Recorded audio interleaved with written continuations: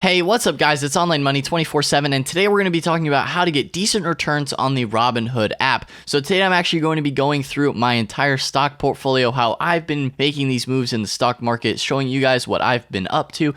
So without further ado, let's go ahead and get into it. So first off, my stock portfolio. So what are the stocks I'm into? Well, it is comprised of PayPal, Facebook, McDonald's, and Johnson & Johnson. So many of you guys may be thinking, oh my gosh, he's only in 4 stocks.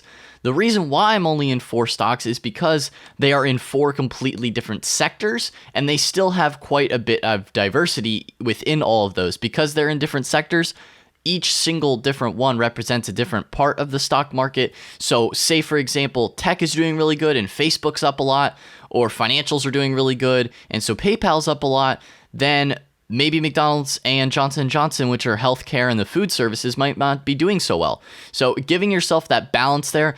And personally, if you can manage to find 20 stocks that you like each of them really, really well, I think that's really, really hard to do. And personally, with my investing strategy, which a lot of top investors also go along with the strategy, is to just pick about a short list of maybe 8 stocks, maybe 5 stocks. Now, I'm a little bit low with 4. I would say going under 4 is not recommended because then you're not very diverse, but at least 4 to 8 is probably a good range.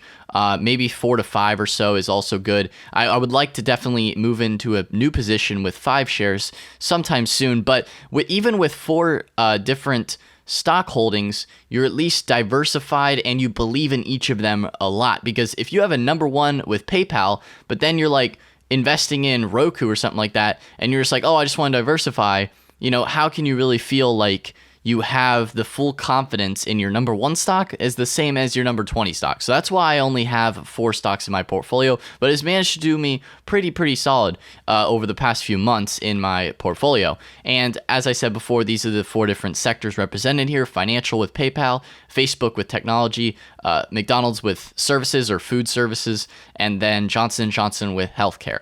So those are the stocks in my stock portfolio. Now we're going to break it down more or less how you can go ahead and get good gains for yourself, pretty decent gains in the stock market. So first off, I did want to go over as well that I have 2 dividend stocks. So here we have McDonald's and Johnson & Johnson. Those are the 2 stocks that are my dividend stocks. And if you don't know what a dividend stock is, I get a small payout percent once per quarter, which is 4 times per year. A little small percent of the total amount of money that I have invested, they pay me back a little bit of money because I'm investing into their companies. So, and this money that I get back once per quarter is great to just throw back into the stocks, save up, and go towards another stock I'm going to be purchasing, because they're just paying you cash right to your brokerage account. And it's great money to reinvest with, because it's extra money that you wouldn't have had anyway. So it's nice to have some dividend stocks so you can get that continual income. Now, obviously, if you had a lot of money, you probably want to put more money in dividend stocks so you get that nice cash flow. But, with not having a ton of money into the Robinhood app, it's not really necessary to be putting it all into dividend stocks. You can have a little mix with some dividend stocks so you get a little bit of extra money to play around with every quarter, or you just put it more into growth stocks. It's completely up to you.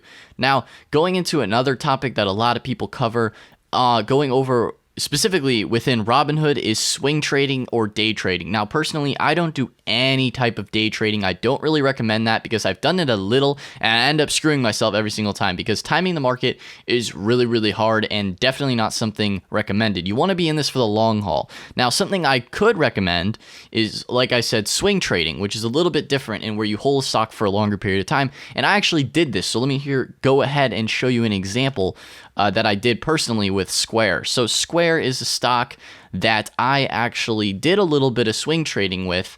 And like I said, not day trading, but I held it for about a week or a month or so. It depends on the range of how much time when the stock goes up or goes down. But in this case, I did hold it for like a couple weeks, and then I also held it for about a little over a month. So going over when I actually bought and sold here, I bought at lows and sold at highs, obviously. So this is the first, not really a low that I bought at, but it was a low, I guess, for the time that happened after that. So I bought around that period. I'm not exactly sure where a perfectly, but that's about where I bought in at. And then this is about where I sold at. And then the second time, and that was about a week or so of holding. And then the second time I bought in down here, and I was like, oh man, I just keep losing money, because this is through December where the stock market was just going down a lot because there was a huge sell-off. From a lot of investors. They sell off in December to take profits for the holidays. So in December, the stock market just went down a lot. And I was like, man, when is this going to go up? And then eventually, once it hit January, that January effect, which if you haven't seen that video, I also had a video going over the January effect in the stock market on this channel. So be sure to check that out if you haven't checked it out yet. And so when the January effect hit, boom, that is when the stock market just shot back up, and then I sold off the Square shares because Square's a little bit more volatile of a company. I would have been fine to hold it for the long run because I believe in Square as a company, which I've gone over Square many, many times in my stock picks for the month on my channel as well.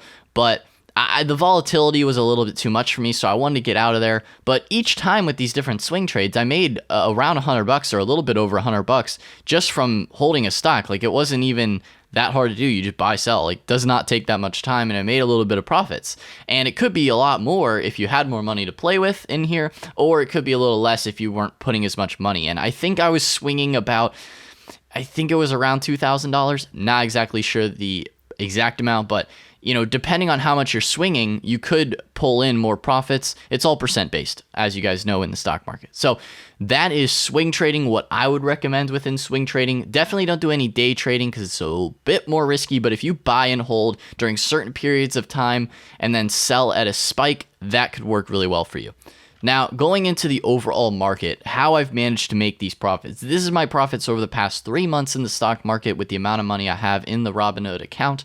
Now, over the past 3 months, the stock market has done really pretty good. Like, the stock market's doing pretty good right now. It's been doing well for the past like 9 years, so it's bound to not do well probably in the next couple years, if not later this year. You know, the stock market's been doing super well. The economy's been really nice.